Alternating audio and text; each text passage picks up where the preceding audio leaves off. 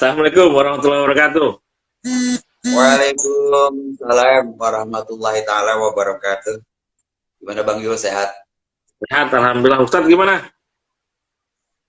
Alhamdulillah. Mendingan ini, agak mendingan. Alhamdulillah. Ustadz, backgroundnya bagus juga itu.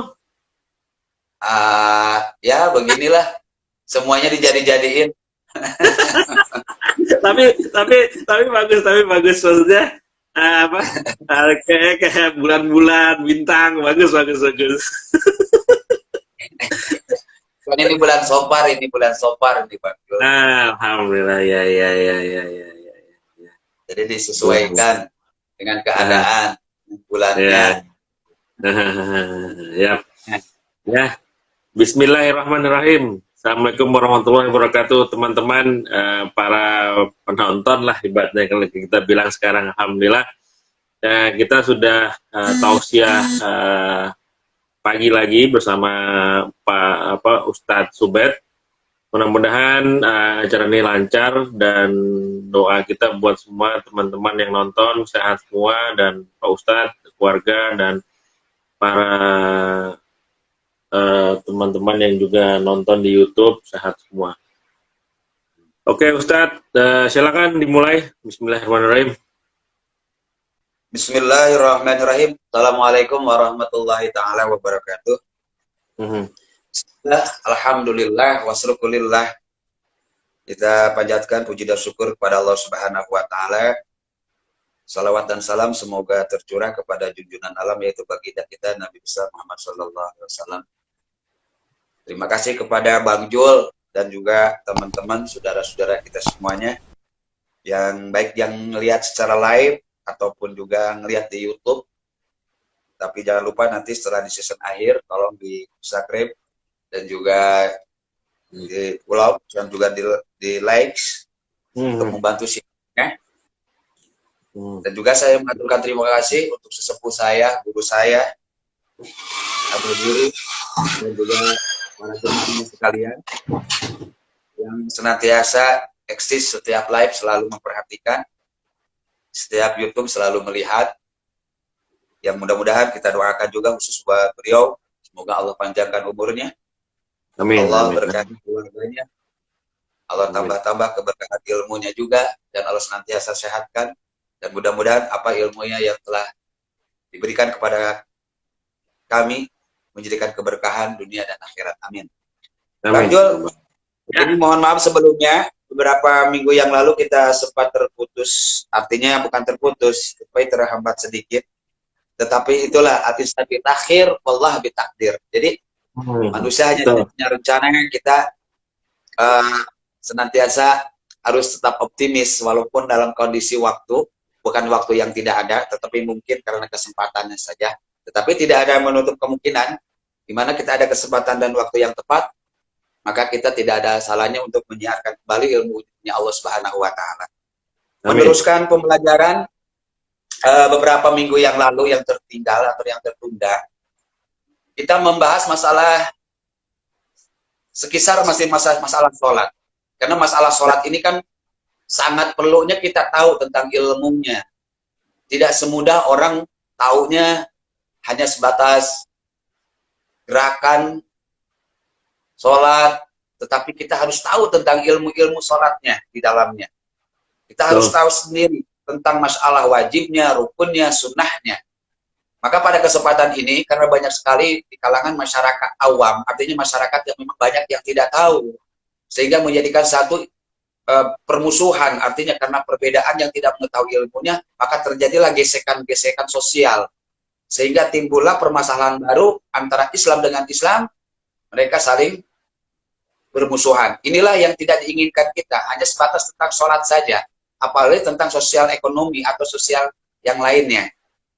Nah ini, pada kesempatan pagi ini, supaya kita memahami ketika nanti kita sholat berjamaah, ada di antara rekan saudara kita yang sedang sholat dengan kita berjamaah, tiba-tiba ada hal-hal yang menurut kita, ini saya kok sholatnya dia seperti ini, wah ini salah, jangan sampai dulu kita menjustis bahwa sholat dia salah gitu. Jadi kita perlu tahu tentang ilmunya. Karena di dalam sholat itu ada yang kategori termasuk rukun, ada yang termasuk sunat. Nah, yang pada pagi ini yang kita akan bahas, yang banyak sekali fenomena di masyarakat luas, sehingga menjadikan satu bentrokan, itu tentang masalah sunnah mengangkat tangan. Jadi, sunnah ketika sholat, itu mengangkat tangan, letaknya di mana saja. Ketika apa saja. Sehingga ini tidak termasuk ke dalam kategori rukun, tetapi hukumnya sunnah. Sehingga dikerjakan, kalaupun tidak dikerjakan, ini mengangkat tangan, ketika sholat, maka ini tidak batal sholatnya. Kalau dikerjakan, dia dapat nilai pahala dari Allah Subhanahu wa Ta'ala, itu pahala sunnah. Jadi kalaupun dia dikerjakan, mendapatkan pahala, kalaupun tidak dikerjakan, dia tidak membatalkan sholat. Para alim ulama menjelaskan sebagai sepakat semua para alim ulama sepakat bahwa ada letak sunnah mengangkat tangan ketika sholat itu, yaitu bi arba'ati maudi'in, di tempat-tempat. Artinya tempat-tempat ini bukan tempat kita sholat, artinya di 4 tempat di mana kita sedang sholat. Yang pertama, inda takbiratul ihram, ketika takbiratul ihram, itu yang pertama. Jadi ketika kita takbiratul ihram mengangkatkan tangan, itu hukumnya sunnah.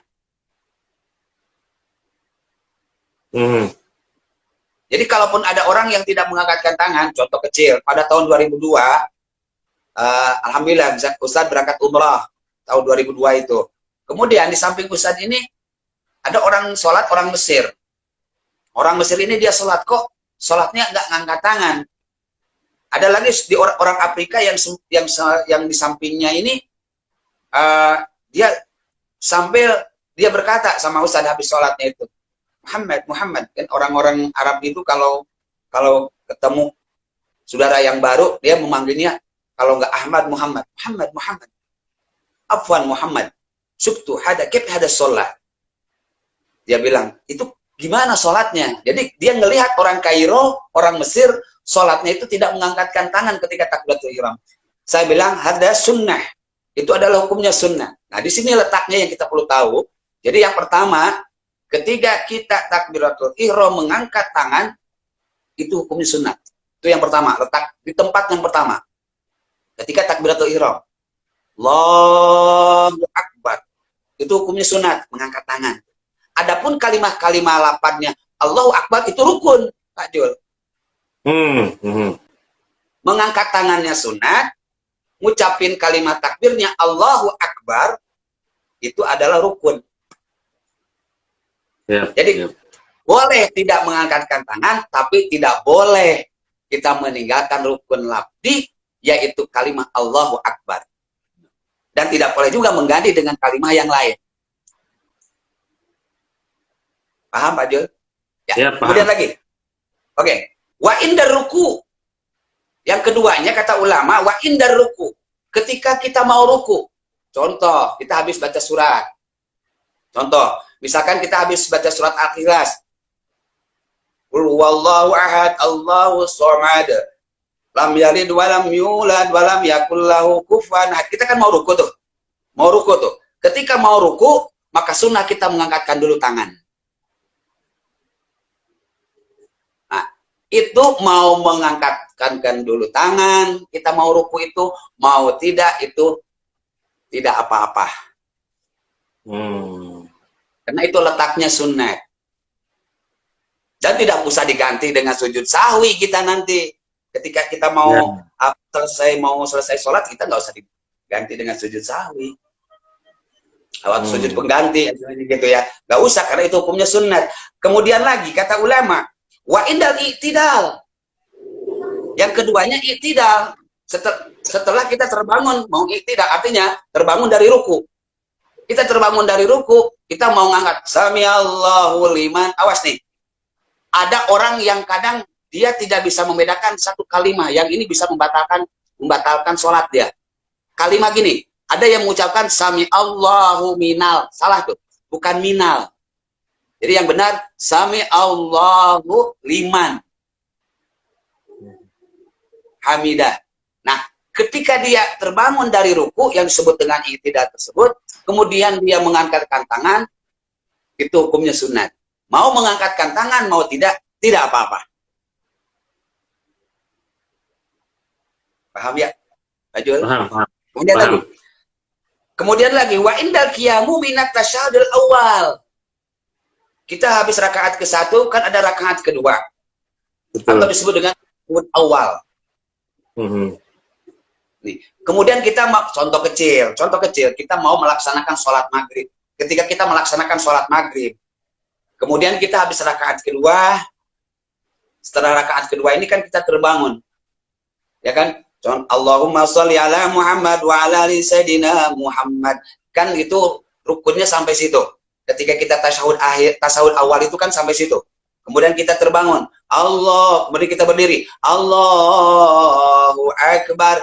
Ketika kita terbangun dari tasawuf awal, mau mengangkat tangan, mau tidak apa-apa. Mengangkat tangan dapat pahala sunnah dari Allah.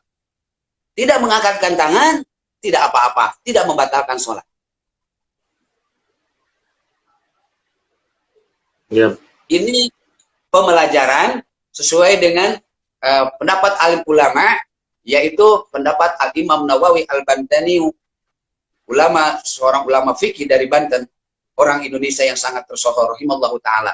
Jadi ini adalah gambaran tentang bagaimana kita jangan sampai antara saudara kita semuslim, artinya orang kita se-Islam, jangan sampai ada satu gesekan-gesekan, artinya ketidaknyamanan dengan saudara muslim kita lantaran kita tidak mengetahui ilmunya.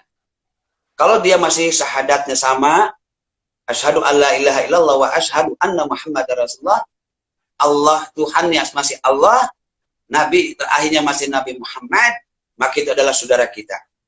Adapun dia ihtilaf tentang masalah furu'iyah, masalah ibadah, maka dia hujahnya jelas, pendapat ulamanya jelas, maka tidak ada masalah.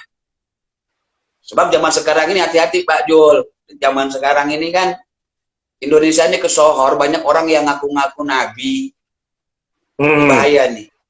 Yang lebih parahnya ada udah bego tolol juga. Disebut bego sama tolol apa? Sekarang kan orang tukang cukur rambut aja dianggap nabi gara-gara mimpi semalam. Kagak kebayang gitu. Kita kagak kebayang.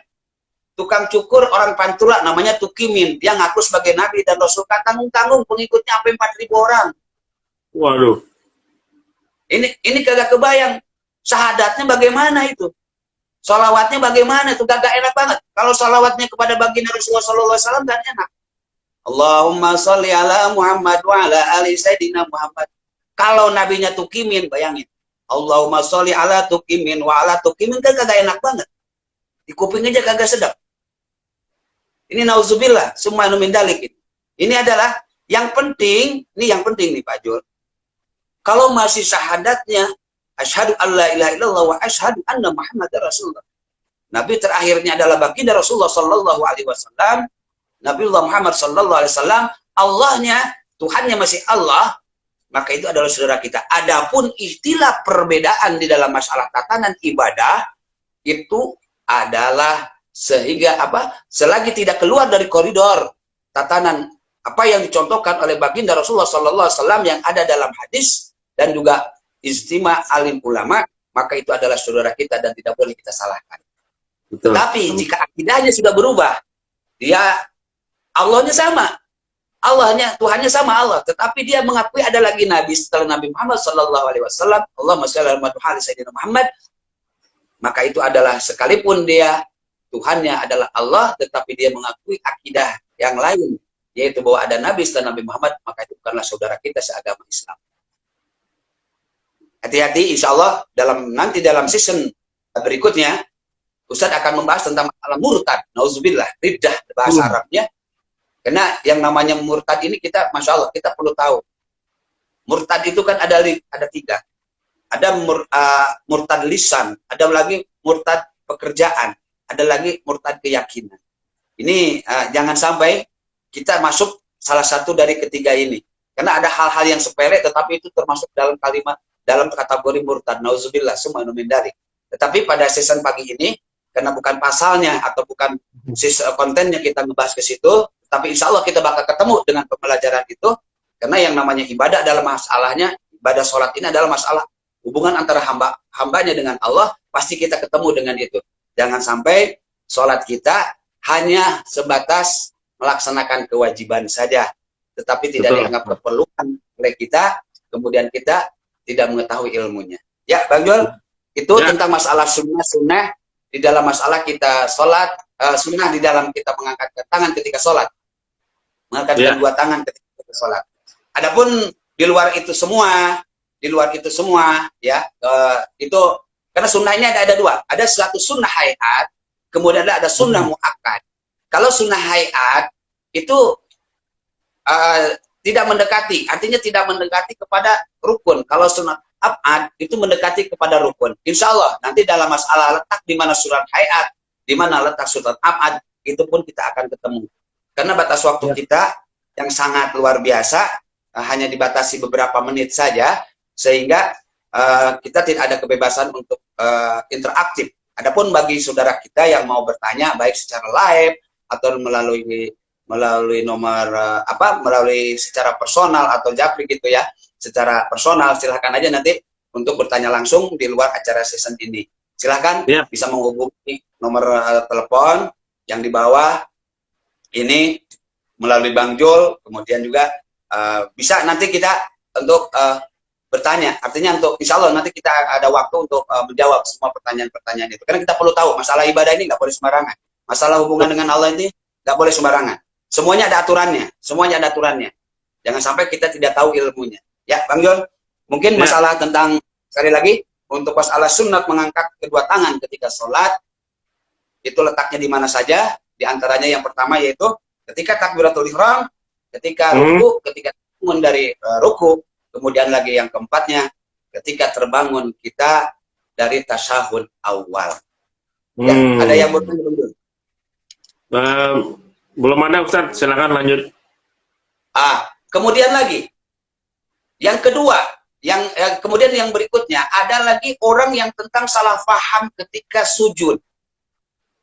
Ketika dia melaksanakan sujud. Padahal sujud ini ada termasuk rukun. Tetapi banyak orang yang tidak mengerti. Sujud itu yang bagus, yang bagaimana. Bukan yang bagus, yang benar itu gimana. Karena mempunyai syarat. Hati-hati. Sujud itu punya syarat. Kalau tidak masuk syarat itu bagi mereka yang berpuasa, yang sehat, maka batal dia sujudnya. Tidak sah sujudnya, bukan tidak sah sholatnya, tidak sah sujudnya. Tidak batal wudunya, tetapi batal sholatnya.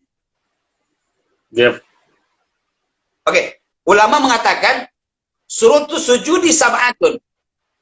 Bahwa di dalam sujud itu sepakat para alim ulama nih, bahwa syarat sujud ketika orang melaksanakan sholat itu harus dia melaksanakan, harus ada tujuh hal.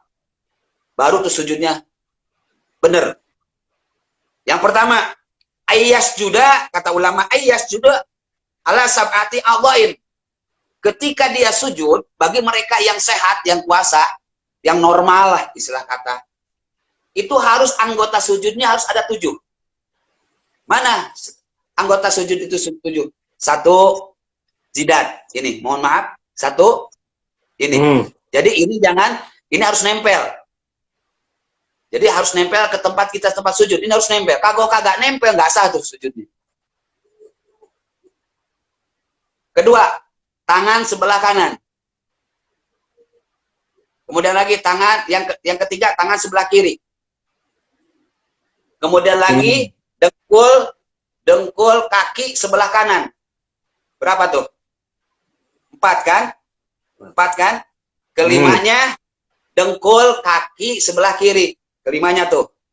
Keenam jari jemari kaki kita yang sebelah kanan. Jadi kakinya, jari-jarinya harus ditekuk. Kemudian lagi ketujuh, jari jemari kaki kita sebelah kiri. Itu 7 tuh. Bagi mereka yang normal. Kecuali mereka yang nggak punya kaki, nggak punya tangan, atau mereka sedang sakit, itu lain lagi cerita. Ini kan membahas tentang mereka yang sempurna.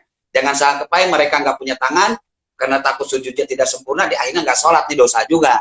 Ini kan kita ngebahas bagi mereka al-qiyar, artinya bagi mereka yang berpuasa, yang sehat, yang sempurna. Ya. Kemudian lagi, wa antakuna zabatul maksupatan, kata ulama. Tidak boleh jabahnya ini wa antakuna jabhatuhu maksufatan. Tidak boleh terhalang. Harus terbuka. Ketika sujud, makanya kalau ada orang sujud, dia pakai peci, begini sujud. Ini nggak sah, Pak Jul, ketika sujudnya. Kenapa? Ini pasti terhalang dong. Jadi harus dibuka. Bolehlah kalau di luar sholat, biar kelihatan keren, kita pasang peci kopiahnya kayak begini. Tapi ketika sholat, tolong begini. Karena dikhawatirkan ini terhalang oleh sesuatu di anggota sujud kita, sehingga menyebabkan tidak sah sujud kita. Walaupun di ujung, di ujung al-amaim, atau di ujung sorban kita. Di ujung sorban kita. Misalkan kita pakai sorban nih, sorban kita di tempat sujud jatuh nih. Kemudian si tempat sujud, si ujung sorban itu nempel ke kita, ke jidat kita ketika sujud. Tuh, itu menyebabkan tidak sah itu. Hati-hati itu. Atau rambut. Makanya kita ketika sholat tuh rambut tolong rambut itu jangan sampai kita begini ke depan. Karena takut menghalangi daripada anggota sujud kita, yaitu jidat kita ini. Jidat kita ini, anggota sujud kita kan jidat salah satunya. Ini jangan sampai terhalang oleh sesuatu, karena bisa menyebabkan tidak sahnya sholat. Kemudian lagi, watahamulu birosihi. Nah, ketika kita sholat, ketika kita sujud, itu jangan sampai kita sujudnya sayang sama bedak kalau perempuan. Sehingga nempelnya ditahan-tahan tuh anggota sujud kita. Jidat kita ditahan-tahan. Kenapa? Karena kosmetik yang sangat mahal, takut luntur. Jangan begitu. Jadi sunnahnya diberatkan. Beratin. Ya, jadi harus berasa. Makanya jangan aneh. Kalau ada saudara-saudara kita yang jidatnya pada hitam, sujud jidatnya, mungkin ketika sujudnya mereka begitu, Masya Allah, mungkin mereka sujud, kita husnudon aja. Mungkin mereka sujudnya, Masya Allah, lama, kemudian mereka sesuai dengan anggota sujud, dia beratkan untuk kepalanya ketika sujud. Artinya, dia tidak menahannya ketika sujud, melainkan diberatkan, karena itu hukumnya adalah sunnah. Dan ingat, Pak Jul, ada doa-doa khusus sebenarnya, tidak hanya membaca tasbih. Tidak hanya membaca tasbih. Di dalam sujud itu ada doa yang diajarkan oleh baginda Rasulullah SAW selain membaca tasbih. Allahumma laka sajadtu, wabika amantu, wabika aslamtu, sajadtu wajhi lilladhi khalaqahu, wabasarahu, wahawrahu tabarakallahu ahsanul khaliqin. Jadi ada doa, setelah, makanya jangan aneh ketika kita di rakaat itu biasanya dibaca ketika di sujud terakhir. Betul. Jadi kalau kita misalkan lagi berjamaah, tiba-tiba imamnya sujud akhirnya lama, kita jangan suudon ini imam ketiduran. Jangan, wah jangan-jangan tiduran nih sholat subuh nih, jangan. Itu mungkin saja dia membaca doa, tapi nggak tahu kalau imamnya memang ngantuk, mungkin tidur gitu ya, nggak tahu. Gitu. Tapi kalau sampai misalnya dia sujud sampai 1 jam itu ketiduran. Kalau cuma 2-3 menit, mungkin dia lagi membaca doa itu, karena disunahkan kita di sujud terakhir, ketika setiap sholat, di sujud terakhir, maka kita sunnah dilamakan, kemudian kita meminta kepada Allah, meminta dengan doa, kemudian kalaupun kita bisa membaca doa, apa yang diajarkan oleh Rasul, yaitu yang tadi, doanya. Allahumma laka sajadtu, wabika amantu, walaka aslamtu, sajadtu wajhi, lilladhi khalaqahu wa basarahu, tabarakallahu ahsanul khaliqin. Itu yang diajarkan oleh baginda Rasulullah SAW. Kemudian lagi, wa adamul huwiyya li ghairi. Yang keempatnya yaitu ketika kita sujud dia posisinya harus seperti jalanan mudun ketika sujud. Jangan sampai ada lekuknya begini. Pas di kepala ini kan pundak nih begini, kemudian kita pundaknya agak gimanain gitu. Jangan, tapi harus seperti posisi seperti jalanan turun. Gitu. Jalanan turun kan bagaimana? Seperti apa kan gitu. Nah ini harus kita perlu ketahui, yang banyak sekali orang menganggap sepele tentang masalah sujud di dalam sholat. Padahal sujud ini termasuk anggota sholat dan termasuk rukun daripada sholat. Jika kita tidak mengerjakan dengan sempurna, jangan sampai kita diancam oleh Allah, fawailul lil musallin, bahwa neraka wail itu bagi orang yang sholat. Ya, tidak mengetahui ilmunya, tidak hanya tidak mengetahui ilmunya, dia juga tidak mengerjakan, apalagi melalaikan. Auzubillah, semua yang min dzalik. Wa alla yasjuda ala syai'in yataharraka biharakatihi, kata ulama, dan tidak boleh lagi ketika sujud itu kita berubah. Artinya gini, ketika kita sujud, kepala kita nengok ke kiri, nengok ke kanan, itu nggak boleh. Nggak boleh berubah. Sujud ya sujud kita, ke tempat sujud. Mata kita ke tempat sujud kita. Nggak boleh ngelirik ke kiri dan ke kanan. Ya kan, mungkin kalau anak kecil, wajar. Kenapa? Ya kalau anak kecil wajar, karena dia nggak tahu. Kemudian dia ngobrol sama temannya lagi sujud. Gitu. Tapi kalau orang tua itu dia masih tengok lantaran misalnya yang sebelahnya pakai sarung BHS, gila lu BHS ya, itu batal itu. Jadi jangankan ngomong, bergerak aja ketika sujud, nengok ke kiri dan ke kanan, itu hukumnya sudah batal sholatnya. Iya. Baik. Kemudian lagi, ala alihi watumaninatu fihi. Nah, ini dia. Ketika kita sholat, kemudian kita sujud, maka tumaninah adalah diharuskan. Tenang, jangan terburu-buru. Kecuali min waqtil udur, kecuali dalam kondisi waktu udur. Ingat bahwa waktu itu dibagi, waktu sholat itu dibagi, ada yang dibagi 5, ada yang dibagi 4, ada yang dibagi 6.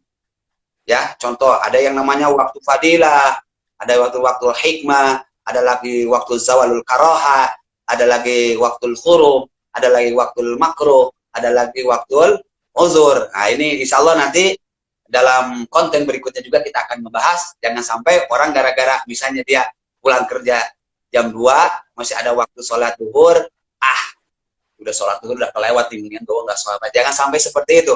Jadi ada nanti letaknya di mana waktu jam 2 itu, ya kan, disesuaikan dengan waktu sholat duhurnya jam berapa, termasuk dalam kategori waktu sholat duhur apa. Karena masing-masing punya keutamaan. Bagi mereka yang melaksanakan waktu hikmah sholat duhur, maka selain dia sholatnya diterima oleh Allah, apalagi berjamaah, maka Allah akan kabul semua hajat keinginannya. Ada lagi, itu jam berapa sampai jam berapa, nanti kita akan bahas waktunya. Dan ini kita perlu tahu. Dan insya Allah dengan mengetahui tentang waktu-waktu sholat tersebut, keutamaan-keutamaannya, mungkin banyak orang yang tidak akan melalaikan sholat. Karena dia sayang banget dengan waktu itu. Insya Allah. Kemudian lagi Bang Jol, itu saja tentang tambahan pada pagi ini, tentang masalah sholat, yaitu baru letak sampai sujud. Sekali lagi bahwa di dalam kita sholat, ketika kita sujud itu harus punya 7 syarat. Artinya ketika kita sholat itu, ketika sujud itu, jangan sampai kita keluar dari koridor-koridor ketentuan yang telah ditentukan oleh Allah, telah ditentukan oleh baginda Rasulullah Sallallahu Alaihi Wasallam dan oleh kesepakatan para alim ulama.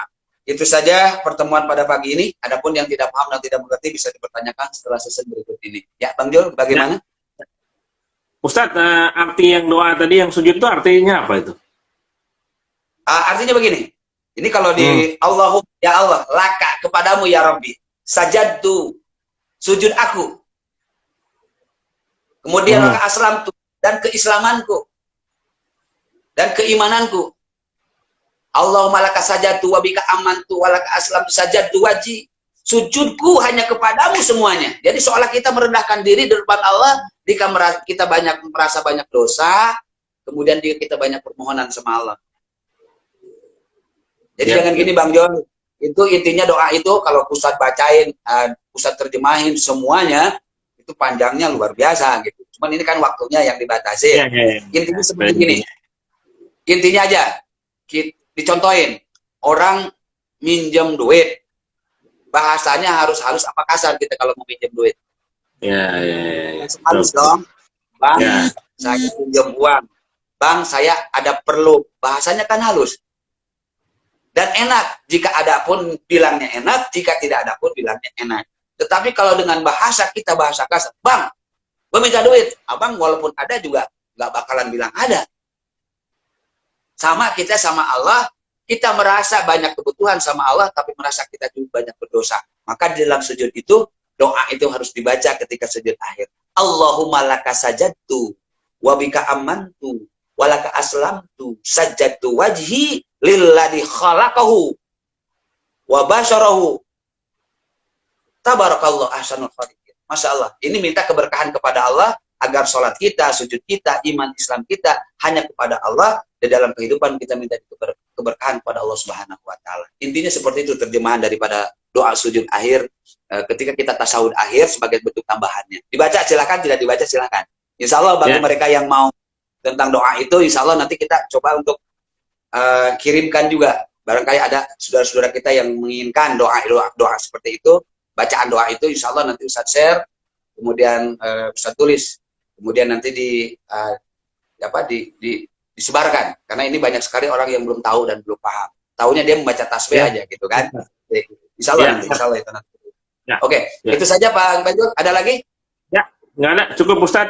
Cukup, alhamdulillah.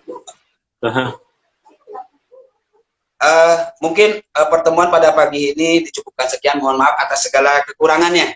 Kebenaran datang dari Allah, kesalahan datang dari kebodohan diri saya pribadi. Mudah-mudahan Allah Subhanahu wa Ta'ala mengampuni kita semuanya. Terima kasih Bang Jol. Doa kita tutup dengan kifaratul masjid. Subhanaka Allahumma wa bihamdika. Subhanaka Allahumma wa bihamdika. Subhanaka Allahumma wa bihamdika. Asyhadu an la ilaha anta astaghfiruka wa atubu ilaik. Bila bisabilillah, wassalamualaikum warahmatullahi taala wabarakatuh. Waalaikumsalam warahmatullahi wabarakatuh. Makasih Ustaz. Ya, sama-sama.